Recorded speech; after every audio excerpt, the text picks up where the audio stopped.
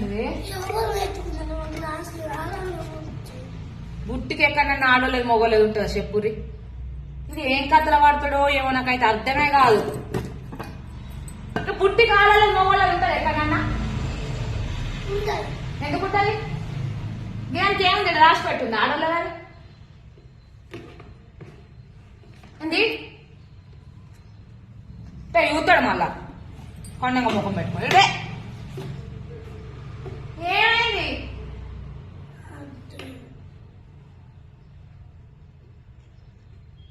దీనికి ఏమైందిరా? ఇన్ని రోజులు నచ్చనే వచ్చాను కదా, ఇప్పుడేమైంది?